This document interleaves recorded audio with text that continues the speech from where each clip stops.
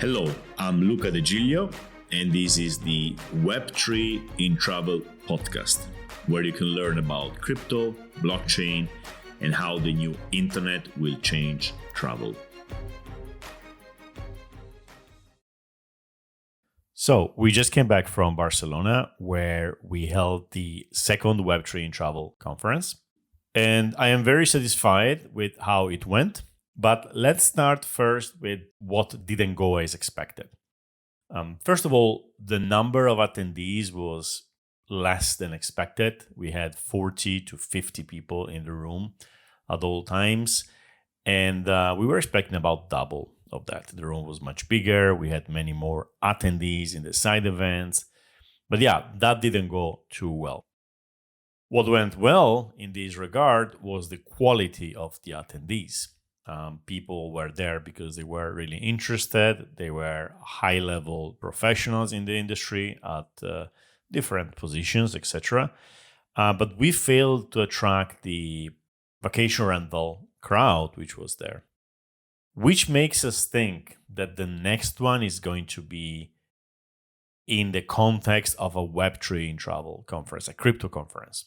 Why? Well, because they understand what we're doing. If you go to a travel professional and you tell them, look, crypto, Web3, we're going to do stuff in this industry, everything is going to change, well, you lost them already. Because they don't know what crypto is or Web3 is. They still think, it's about buying and selling tokens or Bitcoin. While if you go in a crypto conference and you talk to anyone and say, okay, Web3 in travel, they start thinking, their synapses start firing and say, okay, Web3 in travel, we could do DAOs to manage platforms, and all those things we talk about normally. So it's definitely a better place to be for us, especially because we haven't yet brought real solutions which a travel industry has adopted. So it's on us to bring those solutions. And where do you bring them? Well, you bring them when you work with people who know about the technology. So yeah, we are going to organize another one next year. Of course, this is just too important and also too much fun, in my opinion. And the networking is fantastic. We are going to do another one for sure. But maybe next time it's going to be in the context of a crypto conference. By the way, I'm curious to hear what you think about it. So reach out in case you have ideas. Now, why was the conference successful, in my opinion? Well, because we met. We met last year too, but there were less startups. There were no VCs. It was just smaller. The industry was less active. This year, there was much more. There were bigger companies. There were many VCs. So the funding part of the industry is there, is listening, is looking, is interacting. And we had the chance to spend about 3 days together in real life. So we had a pre-conference event in a bar, basically, open to the speakers and to the DAO, people organizing, people who help. Then we had a dinner for the same crowd, the same day. The next day we had a conference and a dinner. And the next day we had a meeting of the industry in a hotel where we discussed various things. One of them is the idea of building an alliance. And I will tell you about that more in the future. So it was really great. What I bring home from the conference myself is the fact that I met those people. I know this is something you always say after conferences. You put a face to the Twitter account or to the email account or the LinkedIn profile you usually interact with. But this is very important. It completely changes the dynamic and the interactions. How? I think it makes it softer. What do I mean by that? Well, it makes it easier to communicate online with people you actually met. Of course, unless you had a fight with them, but we didn't have fights as far as I know. So it makes it easier. It improves the online conversation. Plus, when you're there, you exchange thoughts, which you normally wouldn't exchange in a narrow bandwidth situation like online. Yes, of course, you can have a Zoom call and open your mind and open your heart and whatever, but it's not the same thing as in real life. So at that level, I think the industry, the Web3 travel micro industry, is closer today. And of course, I personally didn't have visibility on all the interactions which happened between people. So I can only assume that people talked, discussed, maybe agreed on stuff. I know we went out, we had drinks. Who knows what seeds have been planted? I'm sure something has been planted. Maybe I always go back to the Uniswap of Web3. Maybe the Uniswap of Web3 is being planted here. Maybe somebody discussed with somebody else and they're going to do something. Who knows? Anyway, I'm sure this was worth it 100%. So let's do it again. Now, between here and the next conference, we will be slowly releasing videos of the speeches. We will be releasing photographs. I will write a few articles, especially on the DAO side of things. And we will actually launch this DAO by distributing the NFTs to people who helped. We will also create a snapshot where people can vote if they own the NFT, and many other things. So the aftermath of this conference is going to be diluted in the next months. I personally wasn't very well. I realized after the conference I had a respiratory virus, nothing serious. I took some medicines and I'm fine now. But that really made my energy levels lower than I want them to be. And also in the aftermath, I just couldn't get the mental energy to work about that. I had a kind of a rejection, like a post-orgasmic conference period. I was like, okay, let me now relax. Let all these information and these vibes I got from people, get slowly digested, get slowly interiorized by my mind. And I'm slowly getting out of that. It was, again, a very slow process, maybe because I wasn't well. So I was a little bit sorry about not, hitting the thing when it was hot. What do you call this thing? Like reacting right after the conference, maybe go after sponsors after the conference, maybe, things when things are still warm in people's head, they're still fresh and you still have an opening. I was a bit sorry about that, but I don't think it's a big deal. This is a very long-term thing we're doing. I don't like to be in the startup mindset, which requires you to grow quickly. This conference is not a startup. It doesn't need to grow quickly. It doesn't need to go from 50 to 100 to 1,000 in a few years. It's not about that. Okay, it's about a platform we can share where we know we belong to something and we can do good things together. So I know this sounds like a probably very good excuse for being lazy, but I wasn't lazy, and I was just sick. And we're gonna go back on track, no problem. Okay, I am a strong believer in mental energy, in the sense that you do high-level tasks, important tasks, only when you have the mental energy for that. Which is a proxy for saying, if I don't feel it, I don't do it, which is great for failure. It's not like that. You have to force yourself to do things even if you don't feel like. But one thing I don't do anymore is to push myself beyond my energy level. So let's say in the morning I have energy, I do things. It's not like I'm not waiting for the inspiration. I do things even if I don't feel like, but I have the energy, the mental energy.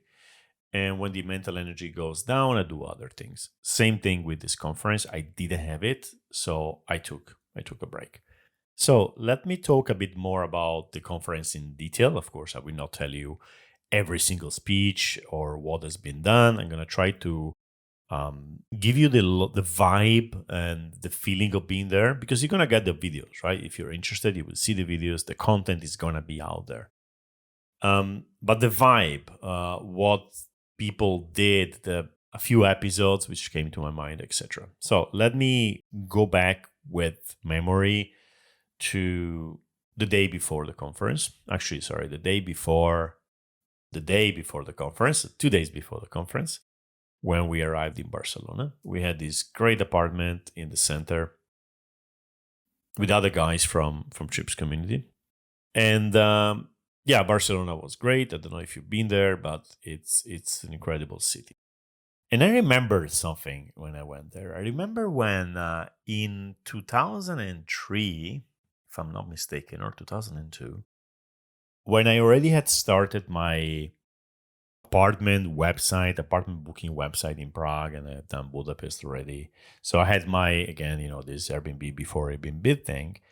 I went to work in Spain. I took my car and I went randomly from Italy to Spain. I had no idea where to go. I just wanted to get a job for the summer to make some money because my business wasn't making enough, and to learn Spanish. Spanish is a very easy language for Italians and vice versa. And I remember driving with my car with my friend and ending up in Benidorm, which is somewhere on the beach between Barcelona and, I don't know, Valencia or something, a bit more in the south. And working there at the reception in a hotel for the summer, learning Spanish. And then on the way out, and then there build an apartment booking website, which was successful. So I was getting apartments, people were writing, they were booking the websites online because there was nothing online at the time. So the only way to book was to go on Google and look for apartments in Benidorm, found my website, and I had a good business at the time. On the way back, I stopped in Barcelona. I went into a bed and breakfast and I started looking for apartments. I wanted to do apartment bookings in Barcelona. And that was 2002 or 3 again. There was nothing. I couldn't find a single apartment. There was no Airbnb, of course. There was no apartment renting. Or if it was there, it was very minuscule. I couldn't find anything. A few years later, Barcelona is invaded by apartments. They are trying to stop vacation rentals. They stopped it, they limited, etc. So yeah, that's what I remember. Like 20 years ago, I was here and I could have been at the forefront of, property management in Barcelona. I could be at the forefront of property management everywhere, actually. And I didn't do it, right? And that the thought stops there. I don't want to go too much adrift, but that was an interesting thought. And the conference we were part of was like property managers, vacation rentals, right? Anyway, so we had our first meeting in an Argentinian kind of cafe, which we had found in the morning. So we had many months to prepare, but for some reason, we couldn't really plan everything. What was the reason? Well, the reason was that we didn't know how many people were there. So we kind of kept waiting to organize this thing until we had a number of people. We were lucky enough. I think Giovanni found it for us in the morning. And so we had this meeting with about 10, 12 people. Again, speakers and DAO, or maybe only DAO organizers. I'm getting confused now. And that's where we first met. We discussed the logistic, the technicality, who does what, etc. So I guess that was our first DAO meeting, Web3 in Travel Conference DAO meeting. And the atmosphere was great, very positive, constructive. There was good energy, many young people. Trips community itself suffers from an age problem. We are all a bit too old. We're not too old, we're just mature. But we need young and fresh people. They give a completely, different energy to the room, and they're more open to ideas, etc., etc. So that was really great to be in that environment. And being in Europe in a room full of people with positive thoughts, with trying to build something, rather than looking at institutions crumbling, rather than looking at things going worse and worse. Because in Europe, maybe in the West, we are after the bull run. And the society has it high and it started crashing. And sometimes we have what they call in trading dead cat bounces. Things seems to be better and they are not. And it keeps going down and down and down, and the population is getting older. Things are still great. Europe is still great compared to many other parts of the world, but the trend is negative. And trends are important. I remember going to Argentina in 2001, right after, a big crisis. People were shot on the street, right? But things were getting, sorry, not 2001, that was maybe 2003 and 4. 2001 was the problem. Anyway, things were getting back on track, or at least people had the feeling that the worst was behind them, and the energy was great, right? And we don't have that energy anymore in Europe. So being able to do something constructive as we're doing, and crypto is basically the mission of crypto is, let's rebuild institutions, this time without the human, or with less human interaction, human point of failure. Let's build something which just works by itself. So that was a great start of the conference. Then we had the evening dinner, again by chance in an Argentinian place, which Francisco found through the fork. So we got a 40% discount on the dinner, and I think the guy who made the calculations at the end was confused. He couldn't do like 12 multiplied by 3 or something. So we ended up paying very little, like 16 euro each for stacks and stuff.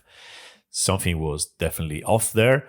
There were a lot of mosquitoes, a lot of small flies flying around. It was really annoying, but bad luck. But overall, it was a great evening. It's one of those evenings in which like a lot depends on who you're sitting with. And I went there before with Cynthia from the Travel to meet Mike Sung from Plug and Play. We wanted to have a little chat, and then we ended up sitting together there. And it was interesting. Again, I was not 100%, so Mike basically did all the talking. It was very interesting to listen to him and to see his energy.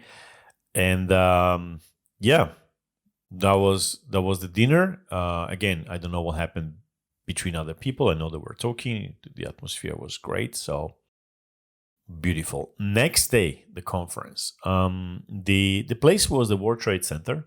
Very nice complex of many different rooms.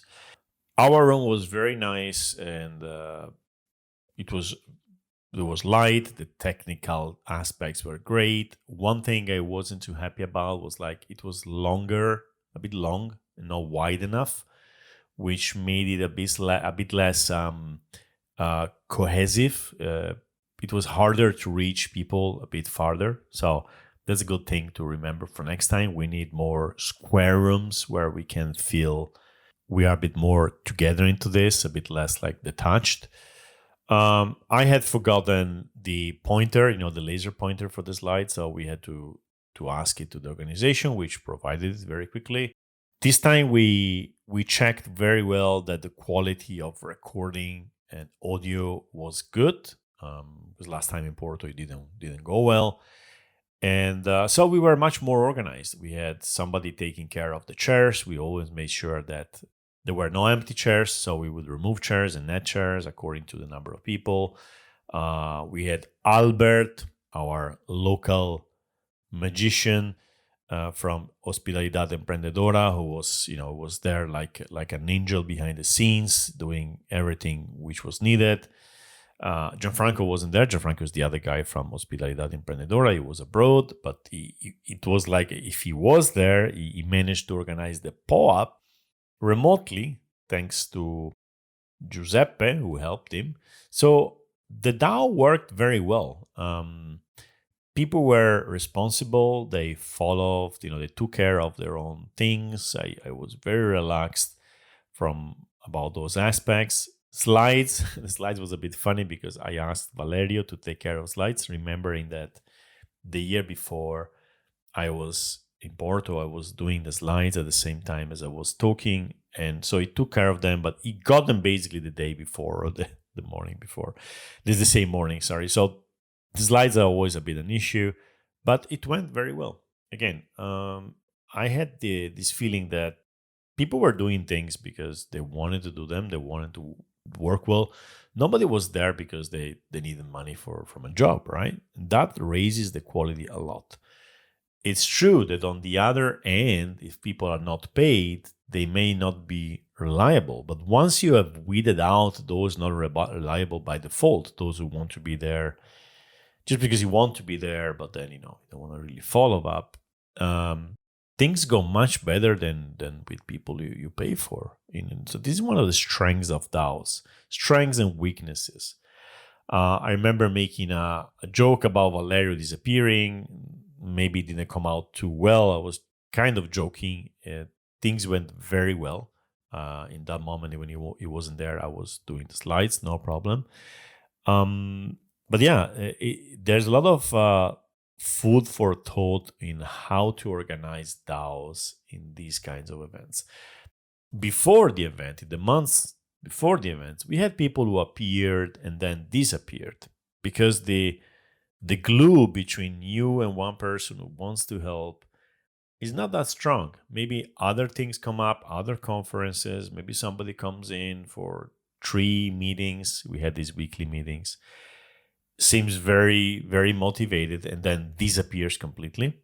So the DAOs have to find a way to kind of formalize better if you're part of something, and especially if you take a task in your hands, you should never drop it because this is very damaging, right?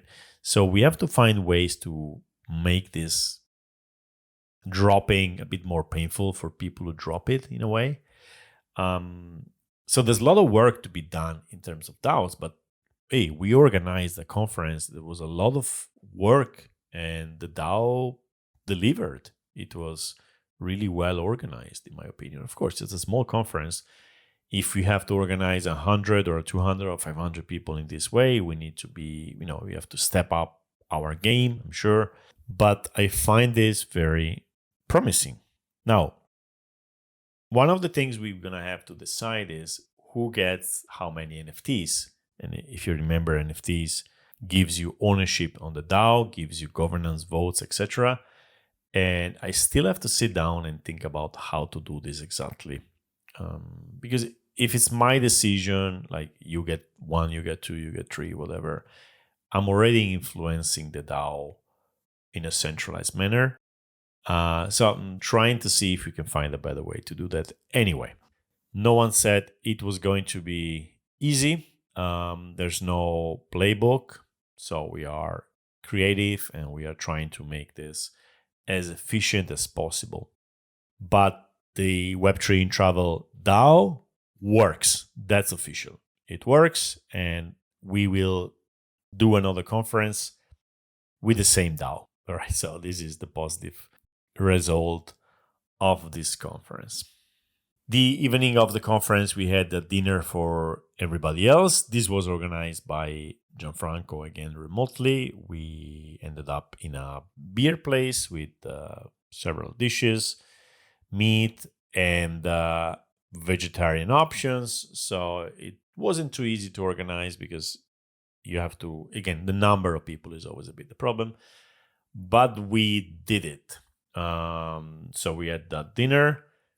And the next day, again, last minute, Albert found us a hotel room we could rent for a couple of €100 instead of 600 euros because he was working there. So we had this very professional 4+ star hotel conference room for the industry. So the industry meeting in a room and discussing how to move forward. The idea came from Luca Cosivi, who actually didn't come to the conference. He was in Brazil, but we took it over. The idea is something was really good, so we took this idea and we made the conference. There were, 8-10 people there, and we had a few discussions. And as I was anticipating, the idea was like to coordinate as an industry why we are small before it gets too late. So we discussed protocols, we discussed standards, chains, and of course, Chain for Travel being a blockchain which wants to be the blockchain of the Web3, of the travel industry. Basically, we had a discussion. Chain for Travel wasn't there. We had an advisor, Michele, who works for Peakwork, which is the same conglomerate in a way. So we had somebody, we had their perspective in a way. And of course, nothing was decided. We were not there to take any big decision, but discussions have started. And then we decided that maybe it is really worth creating an alliance of travel industry, crypto travel industry companies to go out in a cohesive manner, which could be positive for several ideas. One would be to get an alliance, make an alliance to get grants from blockchains, grants for developing stuff. So we could say, okay, the alliance of Web3 travel goes to blockchain X and asks for money, and if they give us money, we're gonna build our apps on their chain. Another one is to approach Web2 companies, these Web2 legacy companies, the huge ones, and say, okay, do you want to be part of, do you want to, get into Web3? Do it with us. We are an alliance of companies. So we are going to move on that in the next weeks. Again, apologies for not reacting quickly to that. Another thing which comes to mind is for the next conference, we were invited by Mike Sung from Plug and Play to do it in Silicon Valley. Plug and Play is a huge company. You can check it out.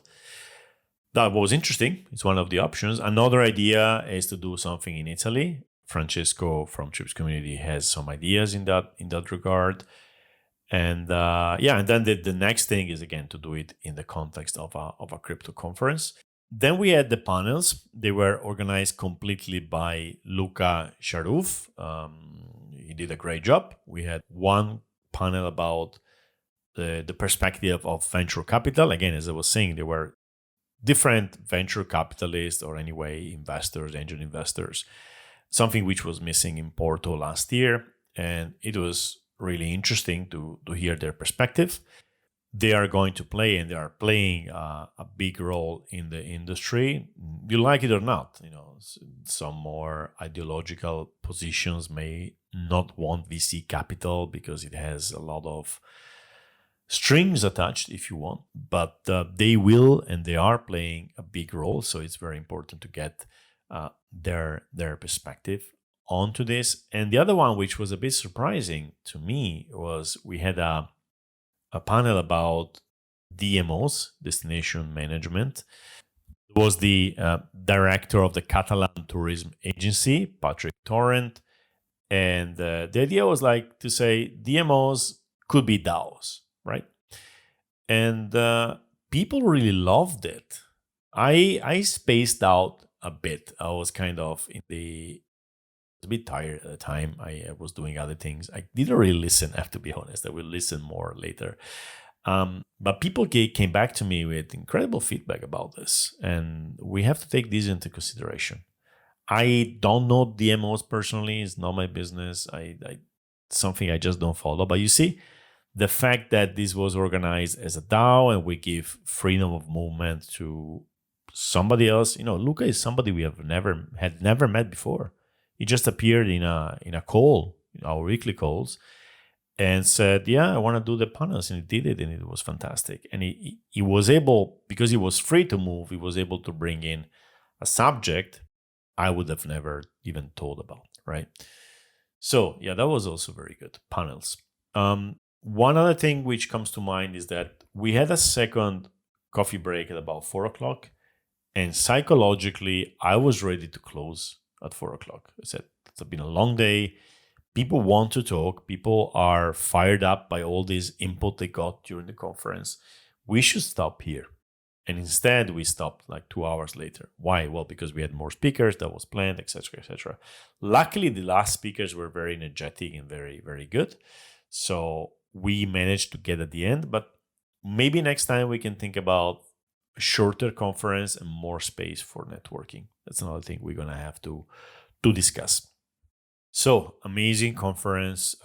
It's going to be a great memory in the years to come. I'm really sorry if you wanted to be there, but it could not be there. Get ready for the next one. Okay. We don't know when, we don't know where. Get ready for the next one. It's really worth it. If, as I believe, this industry picks up and kind of eats the travel industry from below because it changes the infrastructure, these conferences, 2022, 23, 24, maybe 25, are going to be mythical. These are going to be the conference in which 10 years from now, you're going to say, I was there at the time and I was sitting next to Vitalik, like Maxim from Winding Tree told me at the dinner.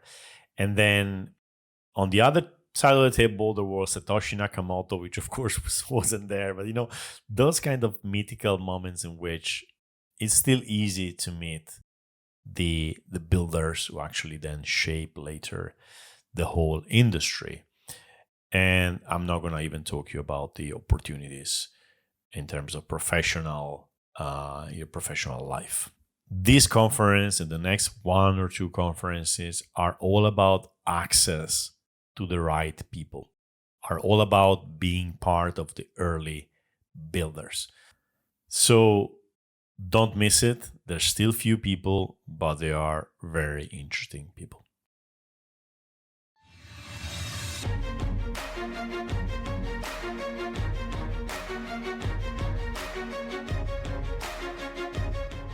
And we're done. Thank you for listening to this episode. For more insights, follow me on Twitter at Tripluca, TRIPLUCA. If you enjoy my podcast and want to support it, head on to podcast.web3intravel.com, 3 is a digit, and mint an NFT. If you want to sponsor it, you can do it at the same page. I will mention you in the podcast, and your name will appear on all donation NFTs for a while. Thank you, and ciao.